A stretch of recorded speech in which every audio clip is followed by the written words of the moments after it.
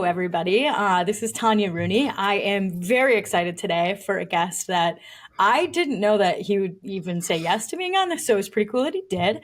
The connection I have to him, I met him at Flipbacking Live a few years ago when he was speaking on stage for Bill Allen, and we had some pretty good conversations. Fast forward a few years, I'm friends with so many of his friends, and one day I was making a list of the people I wanted to talk to, and I'm like, oh my God, this dude has the coolest community.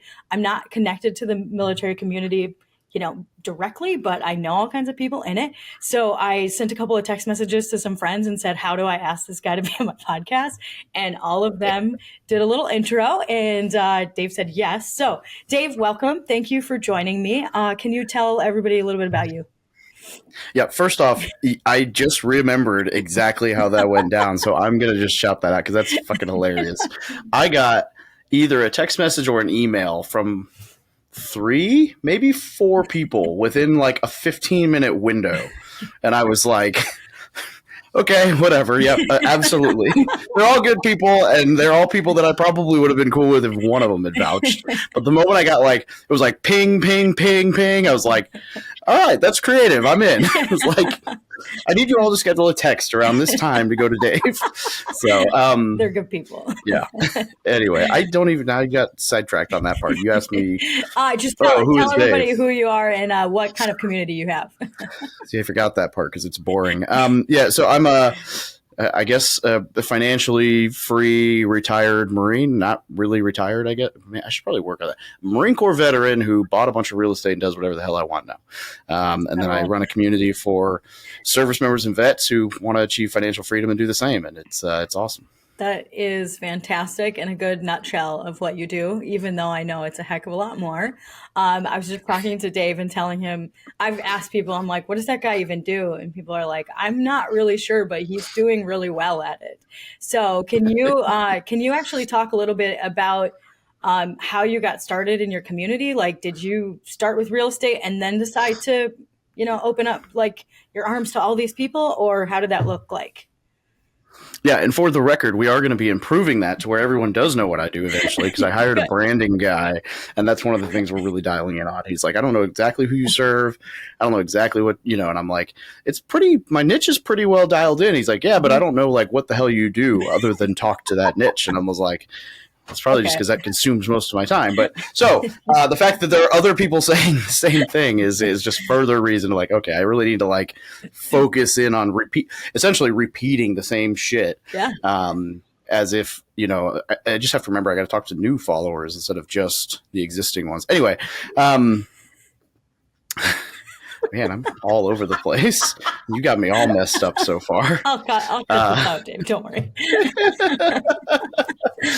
What a mess. Okay, your community. Yeah, so I started with real estate.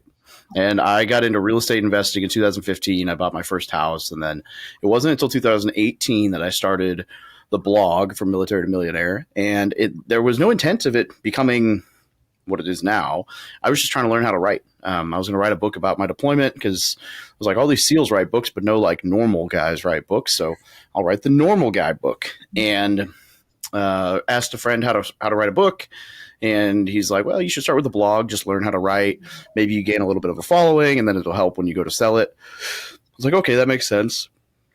And then I couldn't figure out what to write about. So we were talking and he's like, dude, military guys are doing real estate, but no one's really documenting it. Why don't you just document it? I was like, oh, that makes sense. And so I really just was documenting what I was learning. I was February 2018 that we kind of fired everything up. And it probably wasn't until 2020, beginning of 21, that I really realized like, oh, this is a business. I should probably actually like pay attention to it, because all of a sudden in like early 21, the Facebook group was at like 6,000 or 7,000 people. And then it went from like 100 people a week would request to join to like 100 a day, 200 a day, 300 a day. It took 3 years to get to like 6,000 people. And then it took within that year, it was almost at 50. And I was like, oh, holy crap. So it just kind of, yeah, it was crazy. And so now it's morphed even further though. It started out as a Facebook group or a blog and then a Facebook group. And now it's more. Talk about the more. Yeah, we've got probably coming in on 250 episodes on the podcast. I've got over 1,000 videos on the YouTube channel. We've got We're on every platform you could be on, Mm-hmm. though not very popular on Twitter or LinkedIn because I hate those platforms. So they hate me back. It's just, karma. Um, and then, yeah, we've got 66,000 people in the Facebook group. And then we've got the really cool part of the community is like a really tight, like paid group of like 330 members. So essentially So, a mastermind. yeah. And what kinds of things do you guys do in your mastermind? Do you do in-person things, just Facebook group stuff? Like, what does that look like? Yeah, we do 2 in-person events a year, right between 30 and 50 people. And then we do 3 calls a week, as well as like accountability squads and roadmaps and content and courses and everything. Really everything you need to get from 0 to 100 or whatever that goal is. We've got 7, 8, 9-figure entrepreneurs in the group and a couple of 8-figure net worths and just people crushing it. That's amazing. And what part do you like? Are you a coach in the group? I know that you're one of the leaders of the group. What does that look like? Yeah. No, I'm definitely the only guy pulling the strings, Okay. which is chaos, I'm sure. But I run like an Ask Me Anything call every Thursday night, and then I'm coordinating all the speakers. And when I don't have speakers, I'm running the content, whether that's a presentation I've got or just kind of guiding a discussion. And then, that's the brunt of it, other than planning the events and pulling people in for education and just kind of answering questions in the group. But, that group's kind of like its own self-licking ice cream cone. Like everybody in there is amazing. And that people, they're always helping each other out. So that's right. I said it with a straight Never face. heard anybody say a self-licking ice cream cone. Yeah. I don't remember where that came from. But that's a Marine Corps thing for sure. Beautiful saying. Yeah. So what about your accountability groups? Like, what do those look like? Do they actually self-contain themselves? You just link people up, or what is that? Yeah, they're supposed to. That is the bane of my existence, trying to keep that organized, because unlike most masterminds where it's like somebody kind of comes and goes based on whether or not they care, this mastermind comes and goes whether or not they care, plus PCSing, plus deployments, plus different time zones around the world, plus it's just pure chaos. Like, I'll put somebody in a group that lives in San Diego and they're like, I'm free on evenings on Monday, and then next thing I know, they're in Japan and they're like, well, evenings on Monday is now 4 a.m. on Tuesday, so that doesn't work anymore. And I'm like, Jesus. Or hey, I'm going to be on a ship for 6 months. I'm like, oh great, can't talk to anyone. So it's a whole thing for sure. But we put 6 to 8 people in a group. We give them a template, and we're like, hey, we base the groups on time zone and availability so that they have, the hope of succeeding. And then really it's like, hey, it's on you to be consistent with this. So That's awesome. Okay. So I want to talk a little bit about, I think entrepreneurs in general struggle with like a lot of different things. But self-limiting beliefs is kind of at the top of the list. Like people just struggle with that in general of like, how the hell am I going to do this thing? How on earth am I going to make all this money or buy all these things? When, I have never done that. I have imposter syndrome, all these things. So do you have any of those kinds of things? I would love to say no and tell you that I overcame them all. Liar. They're all still there. Yeah. I'm the king of imposter syndrome, second guessing myself and wanting to, everybody to like me. I'm on the disc profile, if you're familiar with it, I'm a 99I and then like a 70D. So I'm the quote influencer personality, which basically means that I want everybody to love me. I can't really if there's like a conflict, I've got to say something. Like my friends will make fun of me because I'm always like, well, yeah, but hang on. And it's like, dude, just let it roll off your back. I'm like, well, they're wrong. So we're going to, like if there's beef, I have zero problem walking up and be like, yo, we need to sit down and we need to hash this out right now. And which is funny because I hate conflict. So it's like, but in that situation, I'm like, I hate conflict, but I hate somebody and I not being on the same page even more. So if it's a close friend, I'm like, I'm sure my wife or ex loved that when things would go south, and I'm like, hang on, you don't get to talk. Like we're gonna hash this out right now. But it sounds familiar. Yeah, So, like no. you've built like this. I mean, that's a pretty substantial thing. Like all that stuff that you just said that you're clearly kind of humble about, because you really are just like, no, it's just this thing that I do, and this is just my everyday life. But you like have 60,000 people that were like, oh, this dude is actually cool enough to follow. Like that is like a for real thing. So how have you like just crushed those limiting beliefs? Because truly, like, look at this shit that you've done. You've accomplished a lot. Just kind of, I guess, just realizing like everybody has some version of imposter syndrome, and you just got to keep working on what you're working on. Like, just ignore it. It comes and goes, right? It's a sign of going in the right direction and coming up to the next level. I think like every time it kind of grows, I'm like, oh, that's probably the direction I should go. It's like fear. It's like there's like signs in your body that are like, hey, wait a minute, this is probably where you should go, and you just got to listen to them. Imposter syndrome at the end of the day is literally just like outgrowing the version of you that you're comfortable with. And so you get to a place where it's like, well, this is really uncomfortable. Who am I to be in this room? And it's like, bitch, you put in all the work. Like, you deserve to be here, whether you believe it or not. So we're going. You might as well get used to it. And then it'll level out and you're like, oh, I'm great. There's no imposter syndrome. Everything's amazing. Look at me. I've grown into this. And then inevitably it'll come again. And you're like, oh God, here we go. It's, the journey kind of plateaus and goes and plateaus and goes. And yeah, so it is what it is, right? Yeah, it's a new gross gut feeling. I agree. I've had plenty of those. Every single person at some point or another was uncomfortable with where you're at, right? So that's like when you're like, oh gosh, who am I to start a podcast? Like, Joe Rogan didn't know what he was doing when he started the podcast. It just happened. So yeah, no, that's a really good way to put it, because I think I talk to a ton of real estate people, and they're so nervous about fill in the blank of whatever excuse they're going to decide today. And it's just, some of the people that have seen more success, it's just the people that can just shut that thing up, like that little person on your shoulder, whatever it is you call it. Like, unless you're building the Burj Khalifa, everything you want to do has been done before. So, and even then, it's been done now. So, like, it's like, you can have the imposter syndrome. That's great, but you can't let it stop you, because you just got to go find that person who's already there. Because you're like, oh my God, I can't believe I'm doing this. Is somebody else's like, God, I can't believe I'm stuck doing that again. Like, thought I got past that. You wouldn't ask, like, Donald Trump wouldn't be investing in a 6-unit, crappy, like, falling down crack house. He'd be like, what the hell? I thought I was done with this shit, but. And you're like, oh my God, I can't believe I'm going to buy 6 units. Like, go find the guy who thinks that's peanuts and get next to him. Yeah, absolutely. And do you feel like the community that you've built, like a lot of that stuff is happening? There's a lot of like different levels and people are utilizing that? Yeah, it's crazy. I'm not the big fish in that group anymore by any means. And yeah, people are just absolutely crushing deals together and all kinds of stuff. It's super, super, super cool to see what's going on within that community. There's, for example, I just closed on a hotel in Tennessee, right outside the Smoky Mountains. It's 130 units, 3 pools, 3 hot tubs, wedding venue, event venue, whatever. I'm a small owner. I'm like, I'm a GP, but I make up probably like 10 or 20% of the GP. So small ownership percentage comparatively. But the guy who found that deal was in my mastermind. And then he gave it to the guy who Blake, who took the deal down.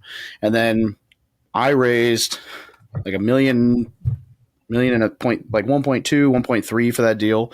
And then I brought in a guy who raised 1.5, and I brought in another guy who raised almost $1 million. And so, like, combined, I probably brought in like 3.5 of the 4.1 that we needed to raise through connections. And then, I'm managing I'm going to help Blake with all the social media and like the Google business page and all this stuff. But all that being said, like, of the 1.2, I'd say 975 of that is other war room people. So it's like, you've got the deal finder, the lead sponsor, all the people who put all the money together. Actually, I take that back. One of the other funds is also war room guys. So probably half the raise was war room. And then, that's like an example, but there are people all over. There's a group of like 6 guys, Adam and a bunch of dudes that are all in that group raising money for multifamily. I don't know that a week goes by that I don't learn of somebody in the community doing a deal together, which is not the intention of the community, but as a byproduct, and it's awesome to watch. Yeah, I find that to be really beautiful because the more I get into networking, the more I find all my friends that, one day somebody just sent me a text and said, "How are you doing?" And it happened to be a couple years ago when I was raising money for something. And I was like, "Well, if you happen to know anybody that's looking to put money somewhere, could you let me know? We've got a deal that needs some money." And she's like, "Well, I have that money." And I was like, "Oh, would you be interested in putting it somewhere?" And she's like, "Yeah, we would love it. Like, why don't you send it over? We'll take a look at it." All because of a freaking text message. Like stuff like this happens all the time. And people are like, how does this happen? Or they're so confused. And it's like, join a group of humans that are already doing these things. And personally, I think paid groups are actually the way to go because there's a little less trolling happening, a little less, nastiness. And you're Yep. finding the people that, I mean, they're your people. Like you join, like people are joining this military one because they're military people. They already have a very specific mindset that you've gone through. And now they get to be with like-minded people that also want to be in real estate. Like how beautiful and fun is that? Like Yeah. it's awesome. The extra skin in the game in a paid group makes it valuable. It's, I've been in free mastermind groups and they always fell apart. Yeah. Yeah. And Absolutely. I pay $1,000 a month to be in GoBundance, and that network is absolutely worth being in. So it's, Mhm.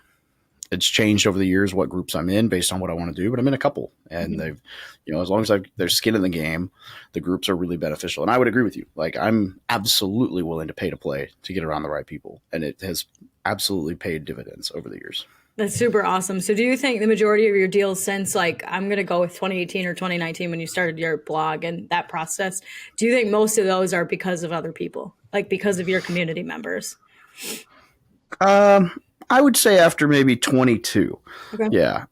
2019 to 2021, actually probably mid 2022, I was running a wholesaling company. Oh And so yeah. I was doing like 4 deals a week, and or sorry, 4 deals a month.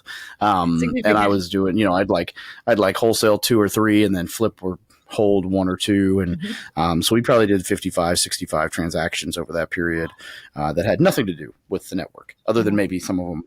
Actually, I don't think any of those guys actually bought any of those deals. Maybe 1 or 2, but Mhm. virtually nothing to do with that network.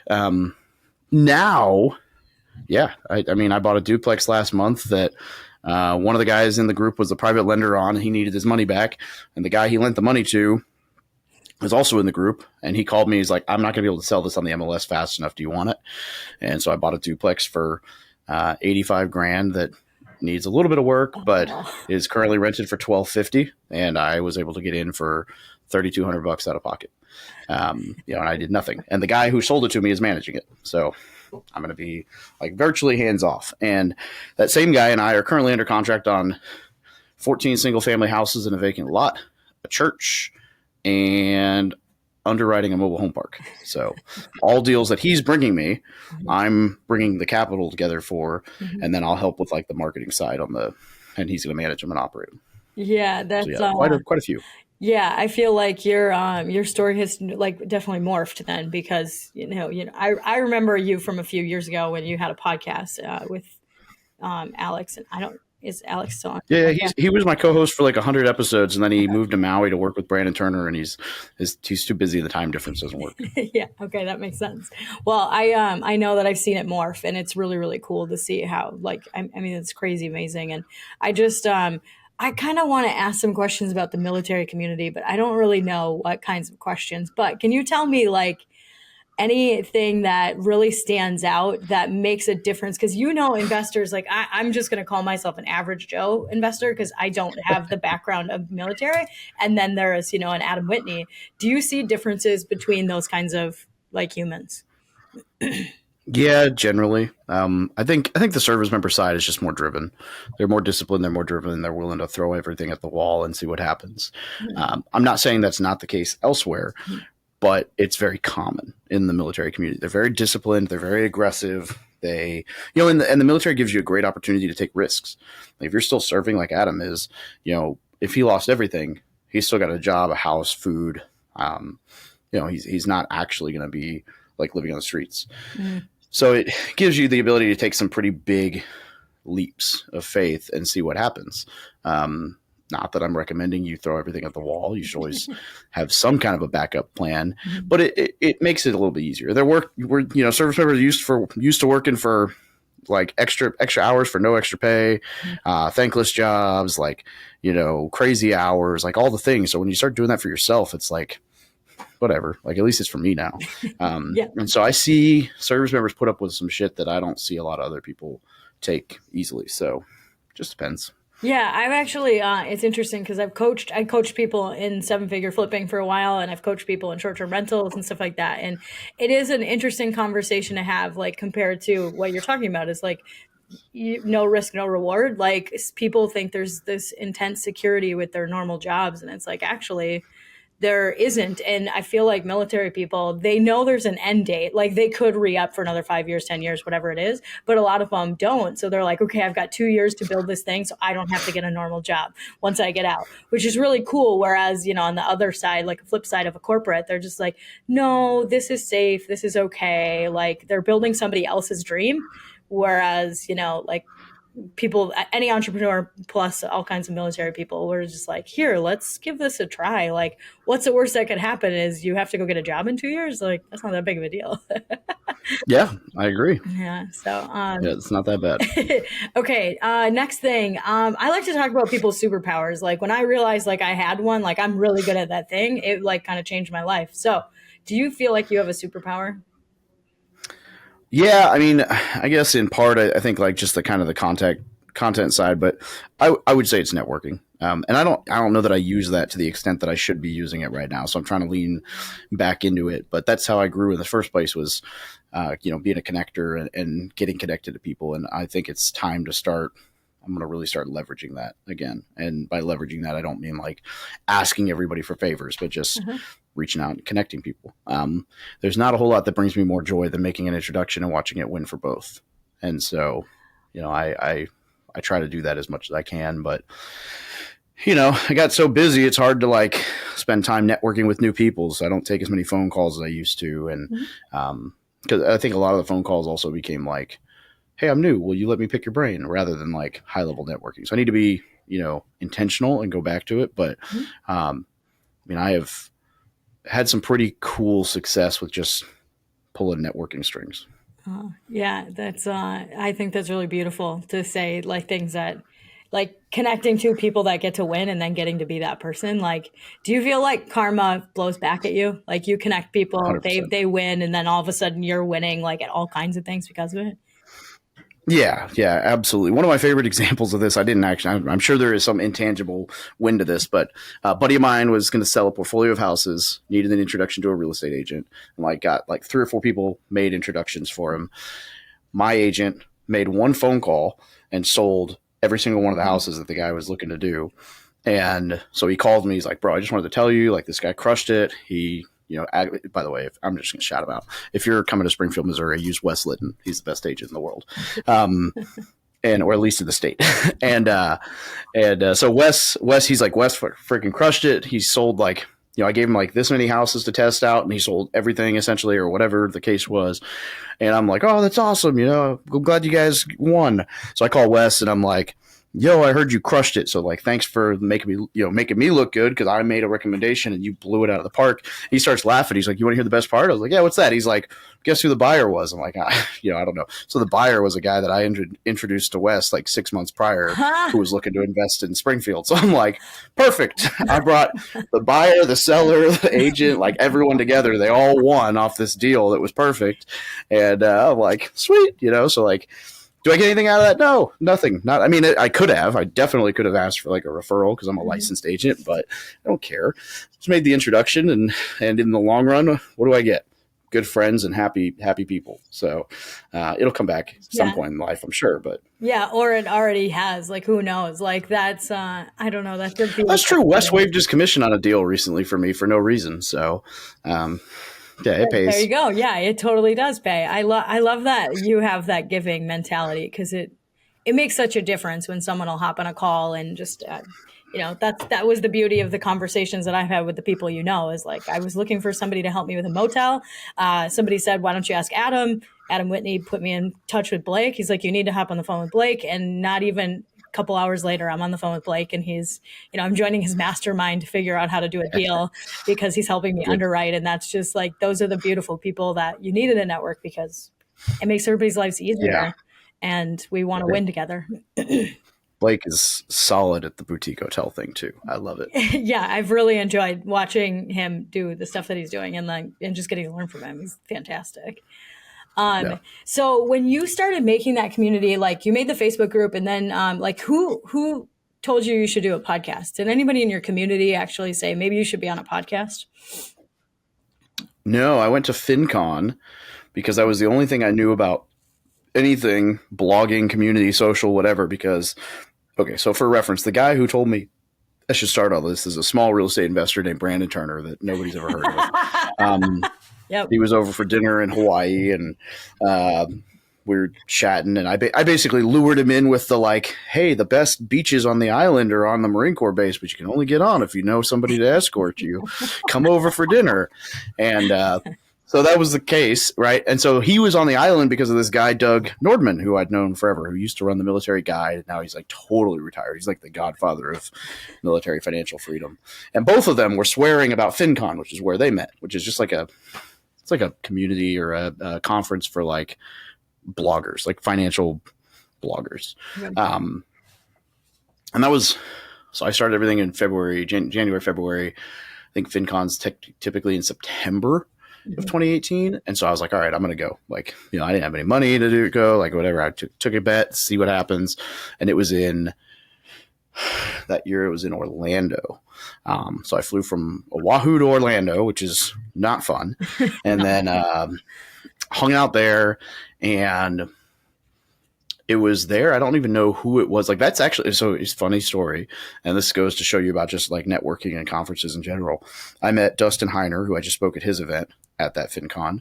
I met Rocky Lavini, Seth Williams. I mean, a whole bunch of people, Mindy Jensen, Scott Trench, Alex Felice, like the list goes on. Like a lot of my like best friends or like long-term like content buddies, all at that same event. I have a very distinct, actually, I probably don't need to publicly state who that was with. So very distinct memory of me and two good friends getting told you can't bring your own beer into the hotel. And so we smuggled all the Coronas into backpacks. They had like this award ceremony that night. And we were sitting in the very back of like a, 1,000-person auditorium. There's like nobody for like 50 rows in front of us, just like drinking Coronas and talking shit. And both those guys are now exorbitantly, successful. And that's like how we met. One of my favorite memories. Anyway, all that being said, while I was at that conference, podcasting was the hot new thing that everyone was talking about. And they were, so I was talking to people. I'm like, well, I'm doing YouTube. They're like, dude, if nothing else, start a podcast because you'll be able to have people on.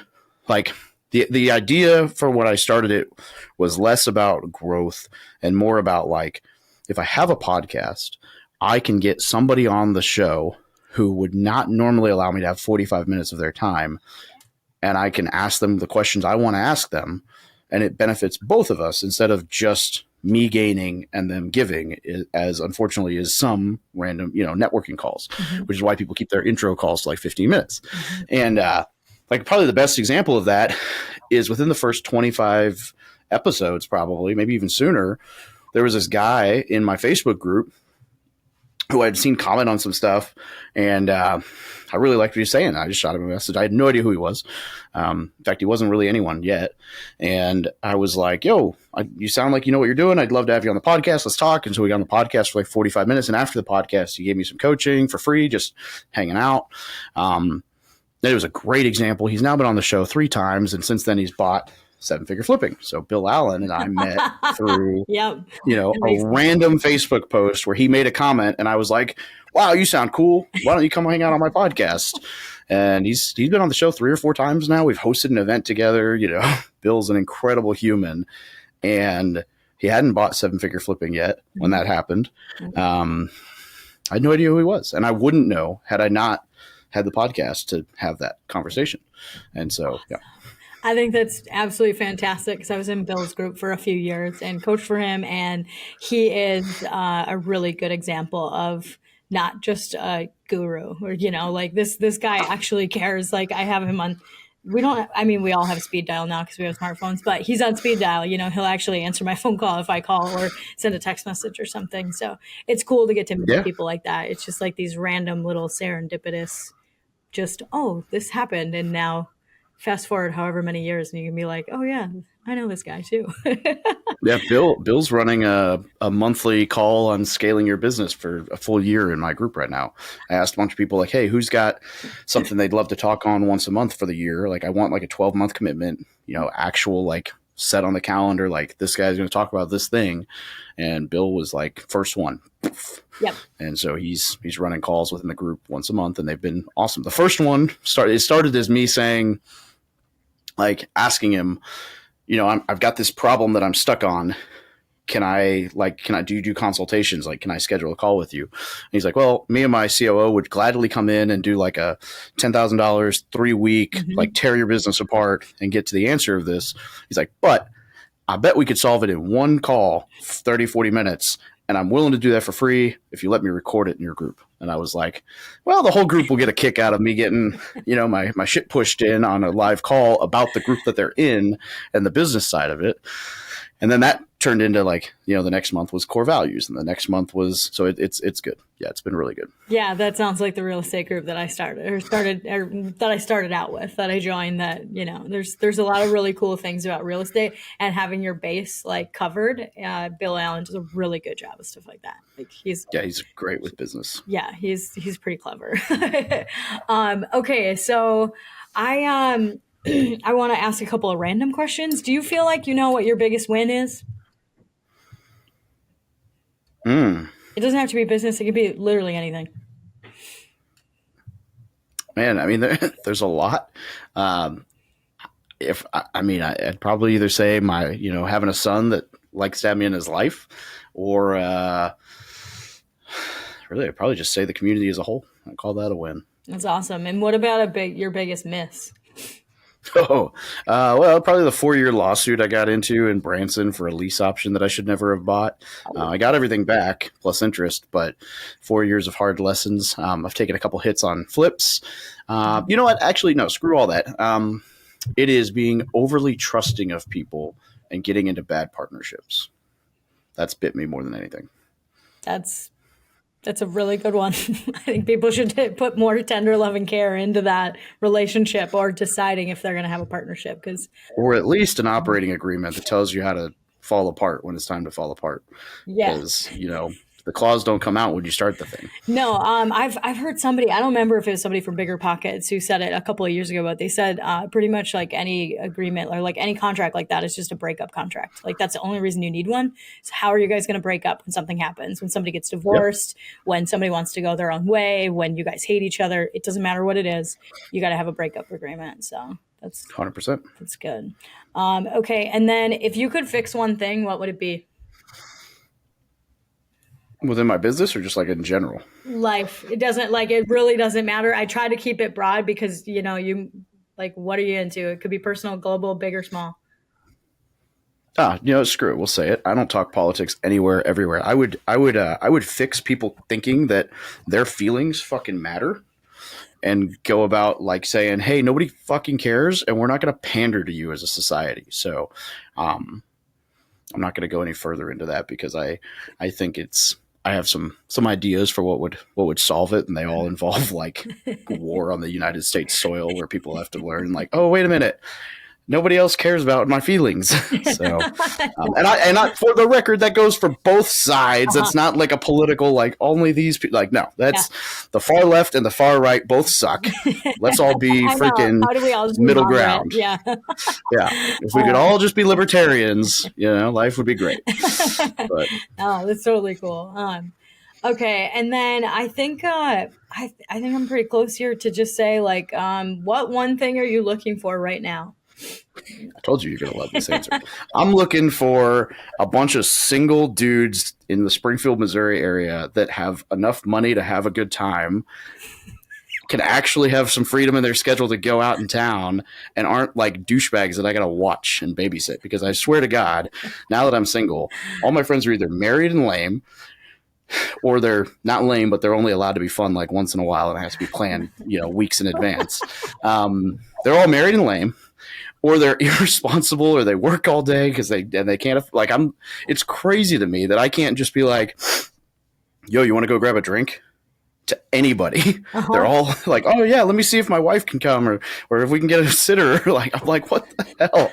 Or they're like, "Yes, I can because I don't have a job. You're gonna need to pay for shit, and I'm gonna get hammered. You're gonna have to babysit me." And I'm like, it's ridiculous. I feel sorry for all the single women in their 30s. I'm like, Jesus Christ, these dudes are ridiculous. I just want like a couple good friends that I don't need them to ask permission to go have fun, Yeah, I or don't know. like don't have to be home at 9. Yeah, that's true. I don't know if you've noticed this. I've noticed this in my real estate. I have a way more flexible lifestyle now that I get to do real estate full time and just kind of do my thing. I'm like, what friends do I have that I can call that are local? I have the exact same problem. I'm like, who can come and like hang out with me on a Tuesday afternoon?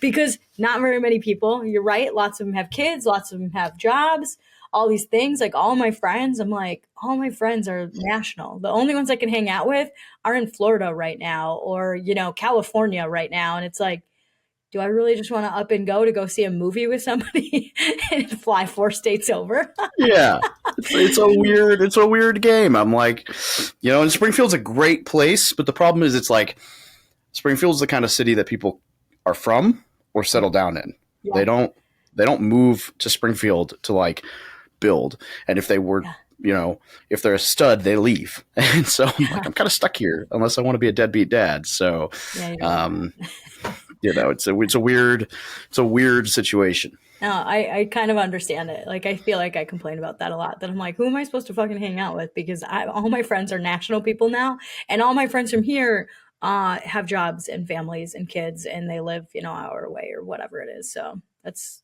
legit. So I guess if anybody wants to reach out to me because they think they're a cool human, Dave will actually be the decider on this if you're a cool human, but I'd love a reach out to connect you. So last thing then, is there anything else that you think like somebody should know about building their own community? I mean, just be genuine and authentic. You don't build a good community by being a guru and trying to pitch a bunch of bullshit. You build a good community by being a genuine human and pulling like-minded people into the same room. Whether, and find your niche. Don't just accept everyone, right? Like I joked before we recorded that you wouldn't be able to join my group, but the reality is, sorry.